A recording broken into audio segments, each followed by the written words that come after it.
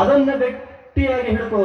ಹೆಂಗ ಈ ಪ್ರಪಂಚದ ಎಲ್ಲ ವಸ್ತುಗಳನ್ನ ಈಗ ಬಾಚಿ ತಪ್ಪಿಕೊಂಡು ಬಿಟ್ಟಿದೆಯಲ್ಲ, ಸ್ವಲ್ಪ ಅದನ್ನ ಸರಸಪ್ಪ. ಇರಲಿ, ಪ್ರಪಂಚ ಇರಲಿ, ಅದು ಎಲ್ಲಿಗೂ ಹೋಗೋದಿಲ್ಲ.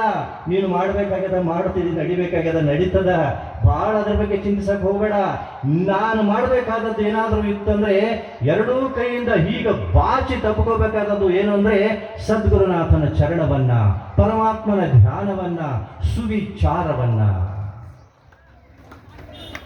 ಈಗ ನಾವು ಆ ಸುವಿಚಾರವನ್ನು ಬಾಚಿ ತಪ್ಪಿಕೊಂಡು ನಂಬಬೇಕಾದದನ್ನೇ ಪಕ್ಕ ಸ್ವಚ್ಛವಾಗಿ ಗಟ್ಟಿಯಾಗಿ ನಂಬಿಕೊಂಡು ನಮ್ಮ ಆಯುಷ್ಯದ ಕ್ಷಣಗಳನ್ನು, ಕಾಲವನ್ನು ಸ್ವಲ್ಪ ಆದರೂ ಚಿಂತೆ ಇಲ್ಲ ಅದಕ್ಕೆ ವಿನಿಯೋಗಿಸಿ ಬಿಟ್ಟಿವಿ ಅಂತಂದರೆ ಸಾರ್ಥಕ ಬದುಕು. ಒಂದು ಸಣ್ಣ ದೃಷ್ಟಾಂತ ಹೇಳಿ ನಾನು ಮುಗಿಸ್ತೀನಿ. ನನಗೆ ಕೊಟ್ಟ ಸಮಯ ಮುಗೀತು.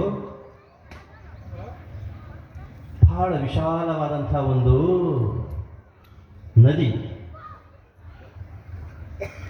ಸ್ವಚ್ಛವಾದಂತಹ ನದಿ. ಆ ನದಿಯ ದಂಡೆಯಲ್ಲಿ ಹಾಸು ಬಂಡೆಗಳು, ಸುತ್ತ ನಿಸರ್ಗದ ಪ್ರದೇಶ, ಗಿಡಬಳ್ಳಿಗಳು, ಹೂಗಂಟಿಗಳು, ಬಹಳ ಸ್ವರ್ಗಕರವಾದಂತಹ ಒಂದು ವಾತಾವರಣ. ಅಲ್ಲಿ ಪ್ರತಿದಿನ ಸಾಯಂಕಾಲ 5:30, 6 ಗಂಟೆಗೆ ಸೂರ್ಯಾಸ್ತ ಆಗ್ತಾ ಇತ್ತು. ಎಲ್ಲ ಕಡೆ ಆಗ್ತದ, ಆದ್ರೆ ಅಲ್ಲಿ ಆಗುವಂತಹ ಸೂರ್ಯಾಸ್ತವನ್ನ ನೋಡಲಿಕ್ಕೆ ಸಾಗರೋಪಾದಿಯಲ್ಲಿ ಜನ ಬರ್ತಿದ್ರು. ಯಾಕಂದ್ರೆ ಅಷ್ಟು ಆನಂದ ಆಗ್ತಿತ್ತು ಅದು ನೋಡಿದ್ರೆ. ಆ ಸೂರ್ಯಾಸ್ತವನ್ನು ನೋಡಿದರೆ, ಸೂರ್ಯಾಸ್ತವನ್ನ ನೋಡಿ ನಲ್ದಾಡ್ತಾ ಇದ್ರು, ಕುಣಿದಾಡ್ತಾ ಇದ್ರು, ತಮ್ಮ ಮಕ್ಕಳ ಮರಿಯನ್ನು ಕರ್ಕೊಂಡು ಬರ್ತಿದ್ರು, ಆನಂದ ಪಡ್ತಿದ್ರು ಜನ ಸೂರ್ಯನ ಅಸ್ತವನ್ನ ನೋಡಿ, ಸೂರ್ಯಾಸ್ತವನ್ನ ನೋಡಿ. ಹೀಗಿರುವಾಗ ಅಲ್ಲಿ ಒಬ್ಬ ಹುಚ್ಚ. ಯಾಕೆ ನಾನು ಹುಚ್ಚನ್ನಾಕತ್ತೀನಿ ಅಂದ್ರೆ ಜಗತ್ತೆಲ್ಲ ಅವರನ್ನು ಹುಚ್ಚ ಅಂತಿತ್ತು. ಹುಚ್ಚರೆಲ್ಲ ಅವರು ಪರಮಜ್ಞಾನಿಗಳು, ಪರಮಹಂಸರು. ಅವರು ಅದೇ ನದಿ ದಂಡಿಗೆ ಹೋಗ್ತಿದ್ರು ಪ್ರತಿದಿನ ಸಾಯಂಕಾಲ. ಆ ಹಾಸು ಬಂಡೆಯ ಮೇಲೆ ಈಗ ಕೂಡ್ತಾ ಇದ್ರು ಮೇಲೆ. ಈ ಜನ ಎಲ್ಲ ಈ ಕಡೆ ಆನಂದ ಪಡ್ತಾ ಇದ್ರು, ಗದ್ದಲ ಮಾಡ್ತಾ ಇದ್ರು, ಕುಣಿದಾಡ್ತಾ ಇದ್ರು, ನಲಿದಾಡ್ತಾ ಇದ್ರು. ಇವರು ಮಾತ್ರ ಒಂದು ಕಡೆ ತಟಸ್ಥವಾಗಿ ಕೂತುಕೊಂಡು ಆ ಸೂರ್ಯಾಸ್ತವನ್ನು ನೋಡ್ತಾ ಇದ್ರು. ಸೂರ್ಯಾಸ್ತ ಆಯಿತು. ಪರಮ ಜ್ಞಾನಿಯ ಕಣ್ಣಲ್ಲಿ ದಳ ದಳ ದಳ ದಳ ಕಣ್ಣೀರು ಸುರಿತಾ ಇತ್ತು. ಕಣ್ಣೀರು ಸುರಿಸಿ ಅವರು ಮತ್ತೆ ಎದ್ದು ಹೋಗ್ತಾ ಇದ್ರು. ಮತ್ತೆ ಮಾರನೇ ದಿನ ಬರ್ತಿದ್ರು, ಮತ್ತೆ ಇದೇ ದೃಶ್ಯ. ಜನ ನೋಡ್ತಾ ಇದ್ರು. ಮೊದಲೇ ಹುಚ್ಚ ಅಂತಾರೆ ಎಲ್ಲ, ಯಾವುದೋ ಒಂದು ಹುಚ್ಚ ಇರಬೇಕದು. ಸುಮ್ಮನೆ ಬರ್ತದ, ಕುಂದಿರ್ತದ, ಅಳತದ, ಹೋತದ, ಇಷ್ಟೇ ಜನರು, ಇಷ್ಟೇ ವಿಚಾರ ಮಾಡ್ತಿದ್ರು ಜನರೆಲ್ಲ. ಅದರಲ್ಲಿ ಯಾರೋ ಒಬ್ಬರು ಒಂದು ದಿವಸ ಅನಿಸ್ತವರಿಗೆ, ಏನಾರ ಆಗಿರ್ಬೇಕು ಇವರಿಗೆ. ಒಂದು ದಿನ ಅಲ್ಲ, 2 ದಿನ ಅಲ್ಲ, ವರ್ಷಗಳಿಂದ ನಾನು ನೋಡ್ತಾ ಇದ್ದೀನಿ. ಪ್ರತಿದಿನ ಸಾಯಂಕಾಲ ಸೂರ್ಯಾಸ್ತದ ಸಮಯಕ್ಕೆ ಬರ್ತಾರ, ಸೂರ್ಯ ಮುಳುಗುವುದನ್ನು ನೋಡ್ತಾರ, ಧಾರಾಕಾರವಾಗಿ ಕಣ್ಣಿನಿಂದ ನೀರು ಸುರಿಸ್ತಾರ, ಎದ್ದು ಹೋಗ್ತಾರ. ಏನಾರ ಆಗಿರ್ಬೇಕು, ಕೇಳೋಣ ಅಂತ ಒಂದಿನ ಮಾತಾಡಿಸಿದ್ರು.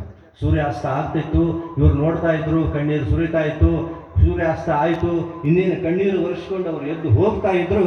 ಆ ವ್ಯಕ್ತಿ ಮಾತನಾಡಿಸಿದ್ರು, ಸ್ವಾಮಿ, ಬಹಳ ದಿನಗಳಿಂದ ನಾನು ನೋಡ್ತಾ ಇದ್ದೀನಿ,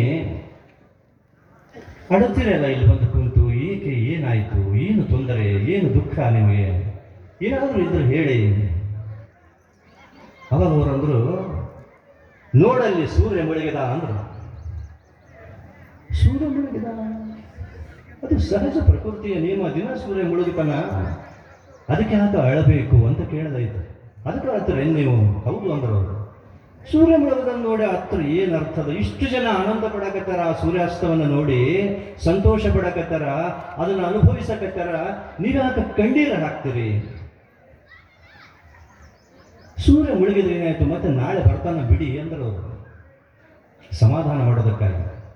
ಅವಾಗ ಇವರು ಒಂದು ಮಾತಂತಾರ, ನೀನು ಹೇಳುವುದು ಖರೆಯಾದ ಗೆಳೆಯನೇ, ಸೂರ್ಯ ಇವತ್ತು ಮುಳುಗಿದ, ನಾಳೆ ಬರ್ತಾನ. ಆದರೆ ನನ್ನ ಬದುಕಿನ ಒಂದು ದಿನ ಇವತ್ತು ಮುಳುಗಿ ಹೋಯಿತಲ್ಲ, ಅದು ನಾಳೆ ಬರೋದಿಲ್ಲ.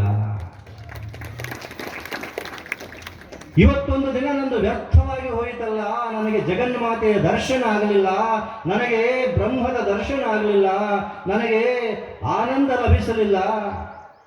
ಯಾವಾಗಪ್ಪ ದಿನಗಳು ಹೀಗೆ ಉರುಳಿ ಹೊರಟವಲ್ಲ, ಒಂದೊಂದು ದಿನಗಳು, ಒಂದೊಂದು ಕ್ಷಣಗಳು ನನ್ನ ಬದುಕಿನಲ್ಲಿ ಕಳೆದು ಹೊರಟವಲ್ಲ ಅಂತ ದುಃಖ ಆಗಕತ್ತದ. ಅದಕ್ಕೆ ನಾನು ಅಳ್ತೀನಿ, ನಾಳೆ ಸೂರ್ಯ ಬರ್ತಾನ ಬಿಡು, ಆದರೆ ಮುಳುಗಿ ಹೋದ ನನ್ನ ಬದುಕಿನ ಕ್ಷಣ ನಾಳೆ ಬರೋದಿಲ್ಲಲ್ಲ ಅಂತ ದುಃಖ ಆಗ್ಯದ.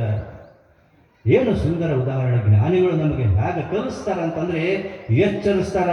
ಬಹಳ ಅಮೂಲ್ಯವಾದಂಥದ್ದು ಬದುಕು, ಬಹಳ ಅಮೂಲ್ಯವಾದಂಥದ್ದು ಆ ಬದುಕಿನ ಕ್ಷಣಗಳು. ಅದಕ್ಕೆ ಆ ಕ್ಷಣಗಳನ್ನು ಸಾತ್ವಿಕವಾಗಿ ನಾವು ಸರಿಯಾಗಿ ಬಳಸಿಕೊಂಡು ಬಿಟ್ಟರೆ ನಮ್ಮ ಬದುಕು ಸಾರ್ಥಕವಾಗ್ತದೆ, ನಮ್ಮ ಬದುಕು ಧನ್ಯವಾಗ್ತದೆ. ಅಂಥ ಒಂದು ಧನ್ಯತೆಯನ್ನು, ಅಂಥ ಒಂದು ಸಾರ್ಥಕತೆಯನ್ನು ಈ ಕ್ಷೇತ್ರದ ಸದ್ಗುರುನಾಥ ನಮ್ಮೆಲ್ಲರಿಗೂ ಕರುಣಿಸಲಿ ಅಂತ ನಾನು ಪ್ರಾರ್ಥಿಸ್ಕೊಳ್ತಾ ಒಂದೆರಡು ಮಾತುಗಳನ್ನು ಆಡಲಿಕ್ಕೆ ನನಗೆ ಅವಕಾಶ ಕೊಟ್ಟಿರ್ತಕ್ಕಂಥ ಇಲ್ಲಿನ ಎಲ್ಲ ಹಿರಿಯರಿಗೆ, ಪರಮ ಪೂಜ್ಯರಿಗೆ, ಗುರುಗಳಿಗೆ ತಮ್ಮೆಲ್ಲರಿಗೂ ನಾನು ಅನಂತ ಧನ್ಯವಾದಗಳನ್ನು ಸಲ್ಲಿಸ್ತಾ ನನ್ನೆರಡು ಮಾತುಗಳನ್ನು ಮುಗಿಸ್ತೇನೆ. ಇಲ್ಲಿಯವರೆಗೆ